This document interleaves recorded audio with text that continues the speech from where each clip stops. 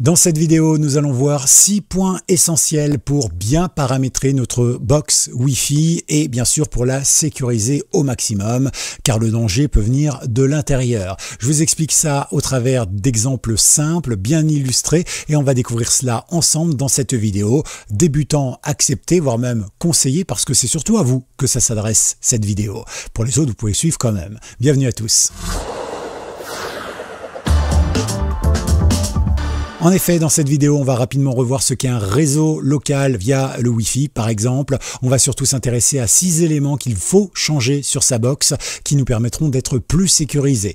Voilà donc un petit peu le programme. Avant de vous présenter tout cela et de vous dire de liker, ça je vous le dirai plutôt en fin d'émission, en fin de rubrique. Mais ici, pensez avant à vous abonner, comme ça c'est fait et vous ne manquerez aucune vidéo des prochaines vidéos que je vous prépare parce que je vous en prépare des qui sont plutôt sympathiques. Bienvenue à tous donc. Le temps pour moi de me mettre sur le côté droite, non gauche, hop, ici. Et on va ensemble pouvoir découvrir ce petit problème du jour. Je vous présente notre réseau Wi-Fi. Donc ici, on se retrouve tout simplement avec ici l'Internet. Donc jusqu'à là, pas de souci. On va même pouvoir grandir un petit peu pour que tout le monde voit mieux. Voilà.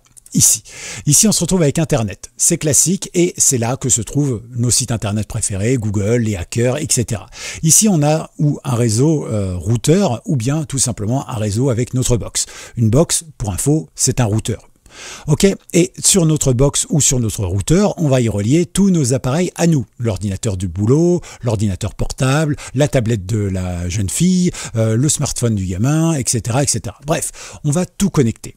Dans la vie de tous les jours, on se méfie toujours du méchant hacker russe, américain, slovaque, parisien qui peut essayer de pirater notre ordinateur à distance en nous envoyant du phishing, du virus, tout ce que vous voulez. Bon, ça c'est le rôle par exemple du pare-feu, c'est le rôle également de votre antivirus, c'est le rôle également, pourquoi pas, de votre VPN.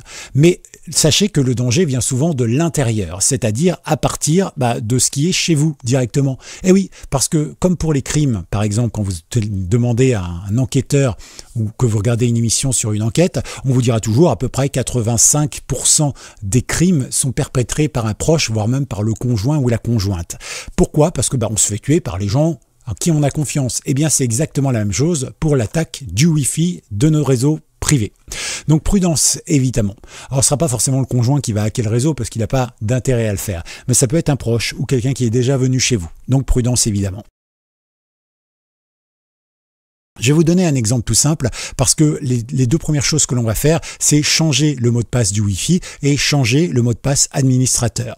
Pourquoi? Eh bien tout simplement, vous le savez, et notamment ceux qui ont une Livebox le savent, pour les autres c'est pareil il me semble, et vous avez une étiquette collée sous la box ou bien tout simplement quand vous rentrez dans le menu, vous avez accès à la clé Wi-Fi de votre box. C'est-à-dire que quand vous allez arriver avec votre nouveau smartphone que vous venez d'acheter, vous en êtes tout fier, vous les connectez à votre box, vous allez devoir rentrer un code qui a entre 12 et 15 caractères à peu près, qui contient des majuscules, des minuscules, parfois, s'il est bien sécurisé, quelques caractères bien spéciaux. Jusqu'à là, pas de souci. Sauf que, eh bien, en fait, si moi, demain, je m'invite chez vous, discrètement, vous vous absentez pendant 2 minutes pour aller aux toilettes, je vais retourner votre box, prendre une photo, clac, je ferme, et pendant que je discute avec vous et vous pensez que je suis en train de chatter sur Internet, pas très poli, mais pourquoi pas, en fait, je me connecte à votre box puisque j'ai le code. Voilà. Et à partir de là, eh bien, je vais pouvoir voir quel appareil vous avez sur votre ordinateur. Je vais pouvoir supprimer des accès Internet à certains ordinateurs ou autres. Ça, c'est pour le côté gentil. Mais je peux aussi être un filou de la première espèce, voire même de la pire espèce. Et je peux, par exemple, régulièrement, en passant devant chez vous, scanner pour voir un petit peu qui est présent et qui n'est pas présent sur votre réseau. C'est-à-dire que si, par exemple, je ne vois pas vos téléphones, mais les téléphones de personnes, je peux supposer que vous soyez en vacances, que vous n'êtes pas là, parce que votre téléphone n'est pas connecté sur le Wi-Fi. Donc, je peux très bien me dire, allez, je vais cambrioler. Voilà, à ne pas faire évidemment. Mais globalement, vous voyez que ça peut laisser des traces. Alors évidemment, je vais à l'extrême, mais c'est des choses qui existent. D'ailleurs, on le voit de temps en temps dans certains reportages qui sont là spécialement pour vous faire peur, où on voit des hackers qui roulent en voiture assez lentement dans certains quartiers résidentiels et qui voient tous les réseaux de box se mettre au fur et à mesure. Il suffit qu'il en ait percé un ou deux et il a accès évidemment à l'ensemble de ce qu'il y a ici. Il peut aussi contrôler les flux et donc ça peut poser problème parce qu'il y a des données qui sont transmises entre votre ordinateur et la box et lui peut les récupérer ou en tout cas s'interposer entre les deux pour tenter de le faire. Voilà pourquoi c'est important donc de changer le mot de passe du Wi-Fi, mais aussi changer le mot de passe de l'administrateur. Les deux sont liés. Pourquoi? Parce que le mot de passe Wi-Fi, nous l'avons vu, c'est l'espèce de mot de passe qui est sur la box ou dans la box, qui nous permet de connecter un nouvel appareil à votre box. Le mot de passe administrateur, c'est celui que nous allons utiliser maintenant et qui va nous permettre de paramétrer le mot de passe Wi-Fi, mais aussi de voir tous les ordinateurs qui sont connectés sur le réseau. Donc, c'est pour ça que c'est important de changer les deux. Première chose que nous allons faire, donc, c'est nous rendre ici. Alors pour ça, vous avez la même adresse, que vous soyez sur la Freebox, SFR ou n'importe quoi. Vous mettez http vous mettez 192.168.1 ou .1.0, ça dépend évidemment, mais en général, .1.1, ça fonctionne. D'accord? Ça change pas, ça fait 20-25 ans que c'est comme ça. Parfait. À partir de là, vous arrivez non pas sur Internet, mais sur l'interface de votre box. Vous avez ici, par exemple, votre mot de passe. Alors, généralement, et je crois que c'est pareil partout, j'ai été sur une Freebox il n'y a pas longtemps, c'était bien ça, c'est admin ou administrateur. Et puis ici, vous avez un mot de passe. Alors pour les mots de passe, notamment sur Livebox, eh bien c'est les 8 premiers caractères de votre mot de passe Wi-Fi. Donc c'est-à-dire que si quelqu'un a piraté votre mot de passe Wi-Fi en retournant la box, il suffit simplement qu'après il soit sur un ordinateur portable à côté de chez vous pendant que vous n'êtes pas là, et puis il tape là 192.168.1.1, c'est pas sécurisé, tout le monde le connaît, voilà, c'est même donné sur les sites des opérateurs, et après il rentre les 8 premiers caractères qu'il a récupérés directement sur votre box, et le voici connecté donc à votre ordinateur et à votre box surtout. Donc voilà un petit peu ce qu'il se passe. Donc on va actualiser, je ne sais pas pourquoi il m'a laissé ma petite chose de connexion ici. Il n'a pas l'air de vouloir faire quelque chose. Voilà, c'est Orange, faut pas vous inquiéter. C'est souvent comme ça. Après, je crache pas dessus. J'ai déjà été chez SFR, chez Free, chez Bouygues, chez d'autres. C'est à peu près toujours pareil. C'est vrai que les box, en fait, c'est pas des outils très puissants. C'est des mini-ordinateurs, mais ils mettent tellement de choses dessus qu'elle finit par ramer. En tout cas, ici, on se retrouve donc avec une interface. Cette interface, administration, mes favoris, donc vous n'aurez pas forcément exactement la même. C'est vrai que si vous êtes sur Free, vous êtes sur une sorte de page web avec des espèces de tableaux, et là, vous avez effectivement la même chose, mais c'est tout en longueur. Donc, il faut défiler vers le bas pour la page. Chez Orange, ils ont fait des espèces de tuiles comme ça qui vous permettent de naviguer d'extension en extension. D'accord? Donc là, vous pouvez choisir comme vous voulez, il n'y a pas de souci. Globalement, ce qu'on va faire, nous, alors moi c'est dans mes favoris, mais vous allez bouger comme ça et vous allez vous rendre ici sur Wi-Fi Livebox. Et d'ailleurs, c'est souvent là qu'on ira se rendre. Alors notez bien où il est, peu importe votre box. Une fois que vous y êtes, donc nous allons simplement cliquer là et nous avons ici nos différentes box avec ici les différentes bandes passantes qui sont présentes. Alors quelle est la différence entre une bande passante 2,4 et une bande passante de 5? Eh bien c'est que globalement vous pourrez faire plus de choses avec 5 qu'avec 2,4. Voilà, il n'y a pas besoin d'être bon en mathématiques pour comprendre ça. Vous imaginez une autoroute ou une voie rapide avec 2 voies et vous mettez 100 véhicules dessus. D'accord? Vous mettez une voie rapide avec 5 voies et vous mettez 100 véhicules dessus. Laquelle sera le moins engorgé, à votre avis? Voilà. Donc privilégiez toujours le 5 GHz parce que ça va vous permettre en fait de mettre plus de choses en même temps. Mais attention, parce que s'il y en a un qui regarde Netflix, l'autre qui est en train d'envoyer une vidéo en HD ou Ultra HD, un autre qui est en train, je sais pas, de jouer en ligne et tout ça, même si vous avez du 5G, la bande passante va quand même se réduire assez rapidement parce que chacun va en manger de la bande passante. D'accord? Par contre, si vous êtes tous en train de regarder des emails, même le 2,4 suffit amplement. Bon, ça c'est la petite aparté. Maintenant, on va choisir notre box. Alors moi, je vais prendre la première, par exemple, Livebox. Voilà, ici, j'ai diffusé le nom, ce que je veux, et surtout ici, vous voyez, j'ai mon mot de passe Wi-Fi qui est auto-flouté parce que j'utilise une extension que je vous ai présentée pour ça. Parfait. Donc, qu'est-ce qui se passe ici? Eh bien, je vais pouvoir changer mon mot de passe. Une fois que j'ai changé ma clé de sécurité, donc qui me sert à connecter mes nouveaux appareils à ma box, eh bien, je vais pouvoir enregistrer. Et à partir de là, eh bien, ce ne sera plus un problème. Par contre, lorsque je voudrais me connecter à nouveau à mon interface administrateur, eh bien, il me faudra toujours utiliser les 8 premiers caractères qui sont notés sous ma Livebox. Donc, ça me pose toujours problème. Donc, on va changer ce deuxième mot de passe qui est le mot de passe administrateur. Pour ce faire, c'est très simple. On va aller chercher ici mot de passe. Simple, c'est bien expliqué et c'est à peu près pareil. Une fois que vous y êtes ici, vous rentrez votre mot de passe. Donc par exemple, moi je mets mes 5 ici mots de passe, c'est 8 caractères, pardon. Ici, je vais tout simplement définir un nouveau mot de passe et enfin mettre le nouveau mot de passe. Je vais le remettre ici pour être certain que j'ai bien mis quelque chose, j'ai pas fait une faute de frappe. C'est pratique. Deux choses là-dessus. La première, c'est que ça va pas vous protéger de la surveillance de votre fournisseur d'accès Internet. Si vous perdez votre mot de passe, ne vous inquiétez pas, eux seront tout à fait capables de récupérer le mot de passe ou en tout cas de vous redonner accès à votre box. Donc il n'y a pas de souci, ils ont ce qu'on appelle une porte dérobée pour avoir un accès quoi qu'il arrive. C'est leur matériel, après tout, c'est quasi normal. Ok, ça c'était le premier point. La deuxième, c'est mettez un mot de passe fort, que ce soit pour ici ou tout simplement pour le mot de passe Wi-Fi. Toujours des mots de passe forts. Avec quoi? Des majuscules, des minuscules, des chiffres, des caractères spéciaux. Alors vous allez me dire, oui, mais comment on s'en souvient? Je vous ai déjà fait des vidéos là-dessus, mais globalement, il faut faire des phrases. Je mange des frites tous les mardis 8 avec ma mère. Point d'exclamation. Ou point d'interrogation. Par exemple, ce que vous voulez. Si vous avez des majuscules, des minuscules, vous avez aussi des chiffres, vous avez des caractères spéciaux. Je vous conseille de pas forcément commencer par une majuscule, puisque forcément, je vous ai déjà expliqué comment faisaient les hackers, mais si vous commencez par une majuscule et que lui, justement, il commence à tourner par des majuscules, il va gagner énormément de tours de boucle pour trouver votre mot de passe. Voilà, vous regarderez les vidéos, ce sera peut-être plus clair. Voilà. Essayez de surprendre, par exemple, de commencer par un caractère spécial, ce qui fait que pour le même mot de passe, si lui commence ses tours de boucle par des majuscules et que vous avez mis un caractère spécial, eh bien il va mettre beaucoup plus de temps à trouver parce que il n'aura pas psychologiquement prévu ce que vous avez pu faire. Ne soyez pas prévisible dans vos mots de passe.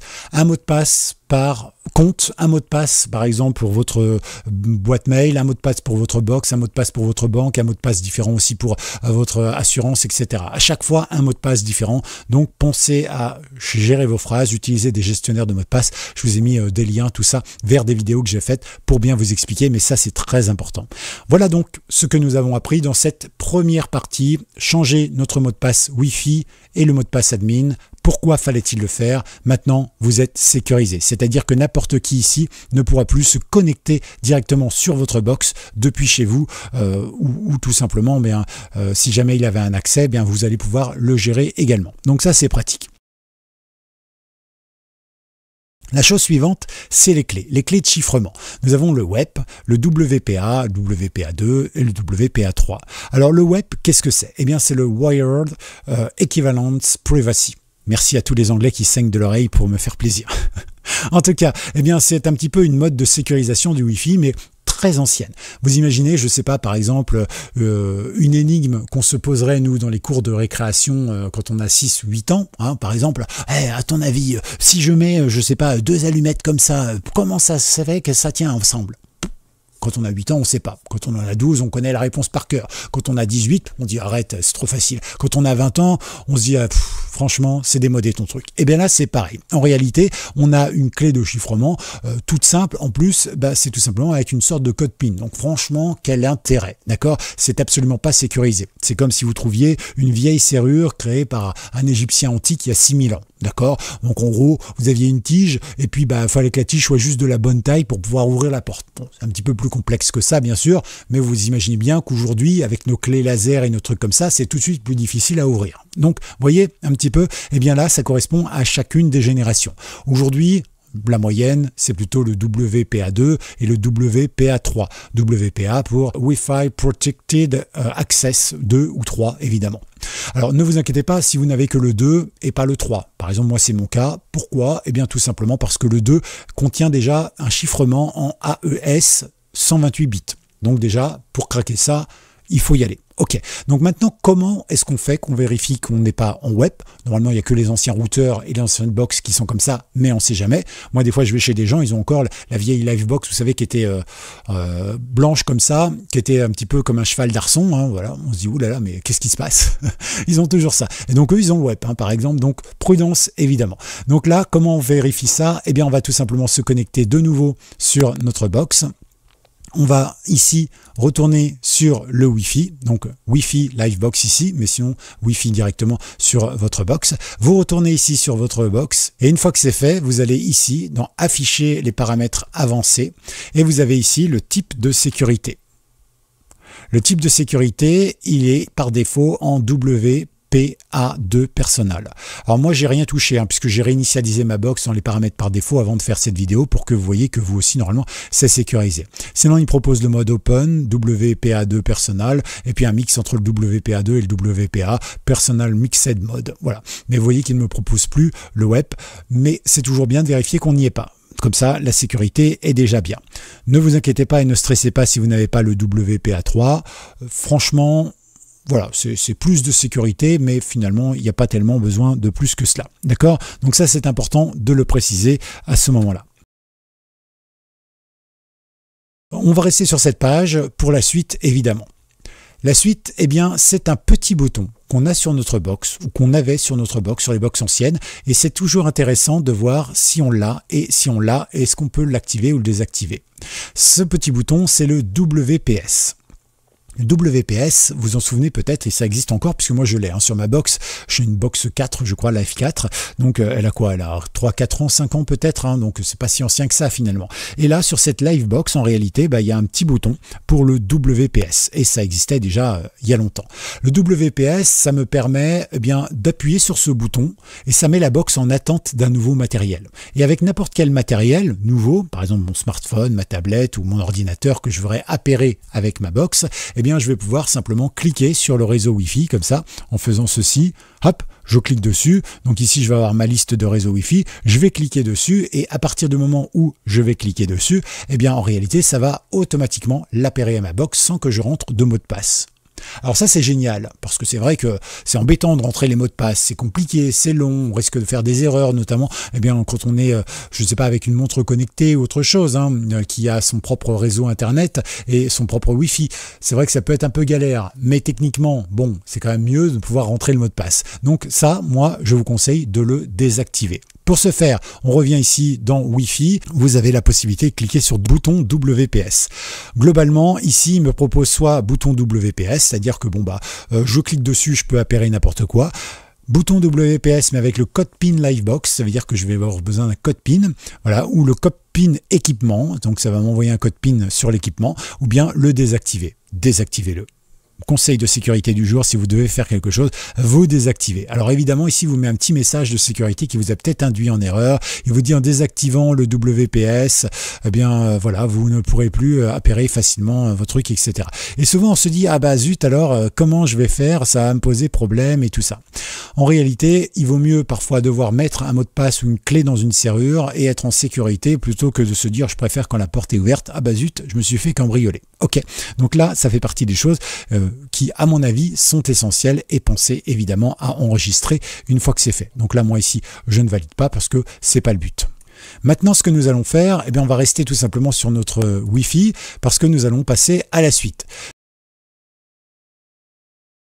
Nous allons changer ensemble un nouveau paramètre qui s'appelle le SID. SSID, peut-être l'avez-vous déjà vu quelque part. Le SSID, alors ça veut dire Service Set Identifier. Donc là, techniquement, en réalité, vous avez, c'est ce que j'ai ici évidemment, voilà. Et là, quand je fais ça, vous voyez que j'ai le nom de ma box et j'ai, par exemple, aussi, je peux mettre un autre nom si j'en ai envie. Alors, avoir le nom de sa box, bon, c'est assez neutre. Je veux dire, on ne sait pas que c'est Jean-Pierre Duss qui est derrière, ou Jean-Claude Duss. Ok, très bien. Donc ça, c'est déjà plus anonyme. Par contre, on sait que c'est une live box, par exemple, dans mon cas. Donc ça veut dire que quelqu'un qui passerait à côté de chez moi et qui se dit, tiens, je le connais ce garçon, voilà, il a une live box, tiens donc. Donc ça veut dire que si je rentre chez lui, que je retourne la box ou que je rentre dans le paramètre, en moins de 2 secondes, je peux avoir son code box. Pratique, notamment s'il ne l'a pas changé. L'a-t-il changé d'ailleurs? Ça vaut le coup de tester. Et donc ça veut dire qu'on peut savoir à l'avance sur quel type de réseau il est et donc quel type de matériel il a. Et donc à partir de là, on connaît la faille entre guillemets de tout ça. Ça marche également si vous êtes en appart. Des fois, je rends des visites à des gens qui sont en appart dans des villes. C'est très rare. Ça m'arrive peut-être une fois tous les 3-4 ans que j'aille dans une ville où il y a des immeubles. Mais globalement, vous voyez bien que quand vous arrivez dans un immeuble, vous avez tous les Wi-Fi de tout le monde. Ok. Donc là, vous avez des informations. Donc là, l'idée serait de changer le nom pour mettre quelque chose de neutre. Quand je dis quelque chose de neutre, c'est quelque chose qui peut vous ressembler. Par exemple, I love Macron, si vous le souhaitez. Pourquoi pas? Vous en aurez un autre qui mettrait I hate Macron. Chacun son truc, évidemment. Moi, je ne veux pas rentrer. C'est votre mot de passe Wi-Fi, vous en faites ce que vous voulez. C'est votre nom de Wi-Fi. Mais globalement, ce que vous devez comprendre, c'est qu'il ne faut pas mettre de choses très personnelles qui pourraient vous identifier. Par exemple, mettez pas Wi-Fi de Jean-Claude Duss, 3e étage gauche, porte numéro 12. Quel intérêt? Ça veut dire que quelqu'un veut pirater ça, il sait exactement où aller frapper, et puis après il va avoir un accès au Wi-Fi pour soit télécharger, soit faire des trucs illégaux sur votre Wi-Fi en utilisant justement votre connexion, et du coup après c'est sur vous que ça va retomber, puisque la justice va dire « Eh mais dites-moi mon petit Jean-Claude là, on a vu que vous téléchargiez des films, pour adultes ou quoi que ce soit. Attention, je plaisante évidemment avec les films pour adultes, parce que la dernière fois, les gens n'ont pas compris le second degré, ni le troisième ni le quatrième, où j'ai dit attention, votre FAI pourrait vous dénoncer si vous téléchargez des films pour adultes depuis le dark web, par exemple. Et évidemment qu'il va pas faire ça. Par contre, si c'est des films avec des enfants dessus ou autre chose, eh ben là, il va le faire. Mais simplement, je risque la censure rien qu'à vous prononcer ces quelques mots sur YouTube. Donc, voyez un petit peu pourquoi je parle plutôt de films pour adultes plutôt que de trucs illégaux. Ok, bon. Alors, second degré, troisième degré, quatrième degré aussi de temps en temps. Hein, n'oubliez pas ça. Ça fait de la gymnastique d'esprit. Donc ici, c'est très important de changer son seed, tout simplement pour être un peu plus anonyme, c'est-à-dire qu'on ne sait pas quel type de matériel vous utilisez ou à quel opérateur vous êtes lié. Et en plus de ça, on ne connaît pas votre nom, votre localisation et tout ça. Pour ce faire, on revient ici sur notre box, on rechoisit la box que l'on veut. Et ici, vous voyez, j'ai le nom de ma seed. Donc, on va pouvoir le changer tout simplement. On peut aussi choisir de ne pas diffuser le nom. Voilà, c'est une possibilité aussi, mais toutes les box ne l'offrent pas cette possibilité. Mon petit conseil, donc, pour revenir là-dessus, c'est de ne pas avoir le nom ici de votre type de box. Et puis ensuite, eh bien, c'est aussi de ne pas mettre d'informations personnelles sur vous, en mettant par exemple votre compte bancaire, ou en mettant par exemple que votre femme actuellement est seule à la maison et que, bah, je sais pas, elle aurait bien envie de faire un petit flirt alors que vous n'êtes pas à la maison. Hein, je sais pas, par exemple. Ça. Certains pourraient tenter de le faire, on ne sait jamais. Hein. On n'a jamais vu ça encore. Adultère par Wi-Fi interposé. Ah ouais, pas mal. Allez, en tout cas, quoi qu'il arrive, on va passer à la suite dès maintenant. La suite, c'est l'adresse MAC. Est-ce que j'ai prévu? Non, j'ai pas prévu. L'adresse MAC, qu'est-ce que c'est? Eh bien, c'est une adresse unique que chaque machine possède. Et parfois, une machine possède plusieurs adresses MAC. Une adresse MAC, c'est une petite adresse qui est composée de plein de caractères. Et en fait, ça identifie de manière unique votre carte réseau sur le Wi-Fi, sur votre réseau. D'accord? Par exemple, avec un smartphone, vous n'avez généralement qu'une seule carte réseau. Du coup, ben, vous êtes identifié avec ce numéro unique qui est celui de votre carte réseau. D'accord? L'adresse MAC. Vous avez par exemple sur un ordinateur qui aurait une carte Wi-Fi et puis une carte, je ne sais pas moi, une carte LAN, hein, donc pour relier votre ordinateur par câble à la box. Donc vous voyez, vous pouvez avoir deux cartes réseau parfois. Et bien dans ce cas-là, vous aurez deux numéros MAC, deux identifiants MAC. Ok? Donc là, l'idée c'est quoi? Eh bien c'est de filtrer par MAC. C'est-à-dire que vous allez paramétrer votre box pour lui dire que en fait, c'est vous qui allez choisir quelle adresse MAC a le droit de se connecter à votre box ou pas. Et ça, c'est pas mal comme protection. Ils le proposent tous, hein, donc vous pouvez y aller. Pour ce faire, c'est très simple. On retourne ici sur notre box. On va tout simplement dans les paramètres avancés. Et vous voyez qu'en bas, ici, c'est marqué filtrage MAC. Voilà. Je vous avais déjà fait une vidéo sur les adresses MAC, justement, sur comment les changer ou autre. Donc ici, par exemple, eh bien, vous voyez que par défaut, c'est désactivé. Donc vous avez activé ou désactivé. Et quand vous l'activez, il y a un menu qui s'ouvre juste en dessous, un petit tableau avec les différentes adresses MAC que vous pouvez avoir. Vous voyez, ça ressemble à ça, une adresse MAC. Hein, donc vous avez ça et vous avez bien sûr la possibilité ici de retrouver directement tous vos appareils. Alors hop, si j'éteins ça par exemple comme ça, voilà. Ici, j'ai quelques-uns de mes appareils, j'en ai d'autres évidemment, qui sont connectés à l'instant T. Et donc, vous voyez que ici, je vais pouvoir sélectionner ce que je veux ou pas. Et ici, eh bien, je peux, avec la petite corbeille, supprimer les adresses MAC qui ne m'intéressent pas ou que je n'ai pas autorisé.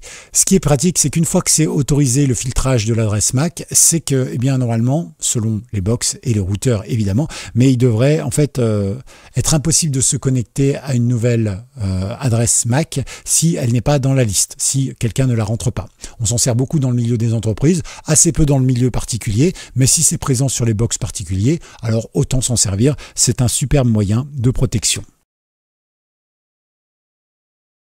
Et enfin, trois petites choses que je voulais voir avec vous. La première, c'est l'utilisation d'un réseau public. Alors vous l'avez peut-être vu, ici par exemple, on va désactiver ça pour l'instant, j'en ai pas besoin.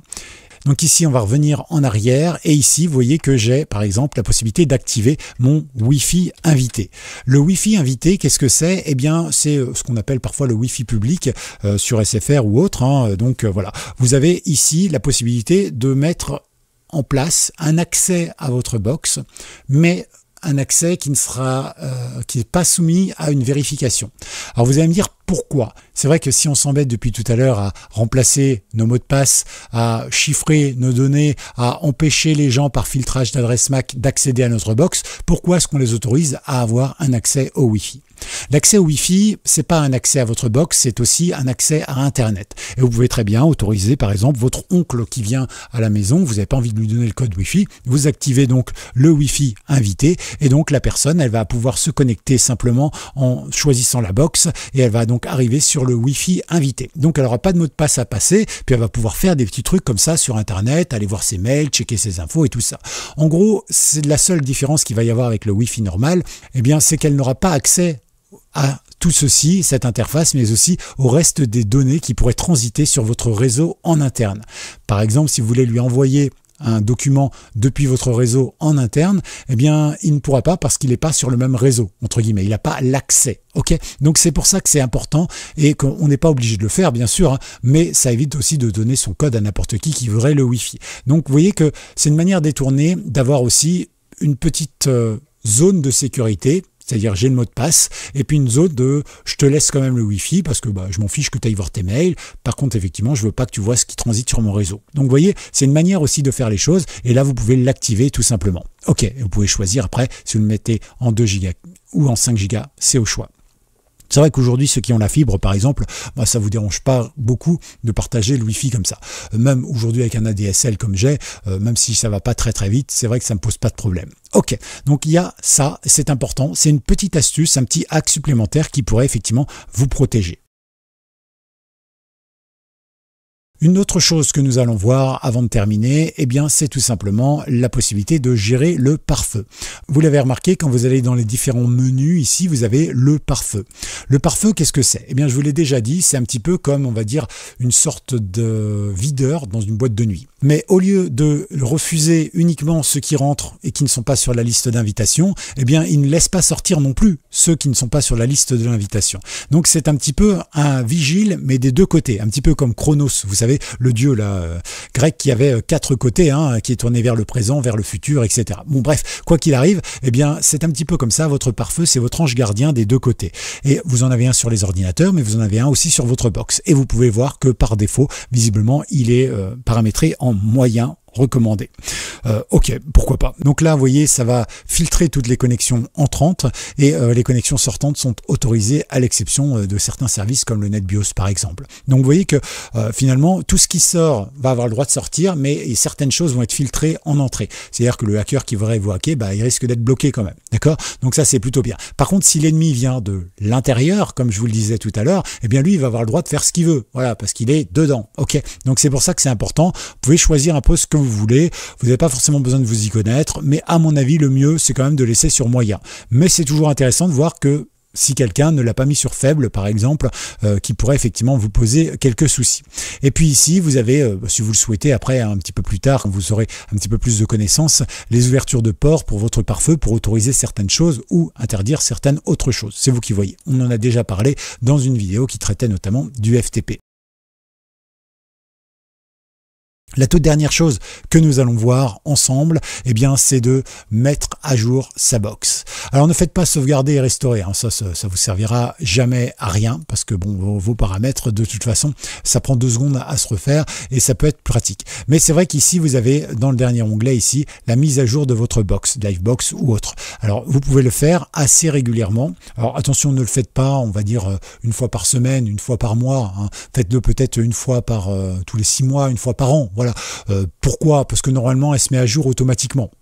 Si jamais c'est pas fait, faites-le vous-même. Voilà. Attention également parce que parfois certaines mises à jour sont pas optimisées pour votre box à vous. Donc de temps en temps, il est bien de laisser l'opérateur faire la mise à jour tout seul. Normalement, ça se fait tout seul. Mais avoir une box mise à jour quand même, c'est important. Eh bien, ça permet d'avoir une box avec les dernières mesures de correction des failles de sécurité. Voilà un petit peu donc ce que nous avons vu. On a vu pas mal de choses. On récapitule. Nous avons vu le mot de passe, comment le changer. D'accord, mot de passe réseau et mot de passe Wi-Fi, les deux, admin et Wi-Fi. On a vu également comment créer un bon mot de passe. On a vu ce qu'étaient les différences entre les chiffrements sécurisés web, WPA, WPA2, WPA3. On a vu aussi comment désactiver certaines choses. On a parlé également du WPS, ce que c'était, comment ça marchait. On a vu également comment on nommait un réseau. et comment on le renommait, les bonnes pratiques pour avoir un bon réseau et pour le renommer, et évidemment ce qu'il ne faut surtout pas faire. On a vu également comment on pouvait filtrer par adresse MAC ce qu'était une adresse MAC, et puis bien évidemment on a vu aussi comment utiliser le réseau invité pour avoir une protection supplémentaire, même si ça peut sembler contre-intuitif au premier abord. Et enfin, eh bien, la vérification du pare-feu et aussi de la mise à jour de la box pour être sûr que tout soit vraiment aux petits oignons pour votre sécurité. Et avec ça, eh bien, vous aurez une box qui sera quand même un peu plus sécurisée qu'au début de ce tuto, à moins que vous n'ayez rien changé, bien sûr. Et dans ce cas-là, ben, c'est bien. Ça veut dire que soit votre opérateur avait bien fait le boulot, soit c'est vous, tout simplement. Vous méritez un petit clap. Voilà. Si cette vidéo vous a plu, je mérite un petit pouce quand même. Alors n'hésitez pas, c'est juste en dessous de cette vidéo. Voilà. Ça vous coûte rien. Et puis moi, ça me permet d'abord d'être remercié. Merci à vous. Et puis surtout, n'hésitez pas non plus à le faire, hein, et à dire aux autres de le faire également, parce que ça encourage l'algorithme à mieux référencer cette vidéo et la chaîne. Merci à tous, et puis n'oubliez pas d'aller voir dans la description. Tout ce qui est dans la description, c'est gratuit. Vous avez bien sûr des liens vers des vidéos que j'ai déjà faites, des liens vers des articles, des liens vers la newsletter. Voilà, tout ça, bien sûr, c'est gratis et vous pouvez y aller et apprendre plein de petites choses. À tout bientôt, c'était Gaël. Ciao.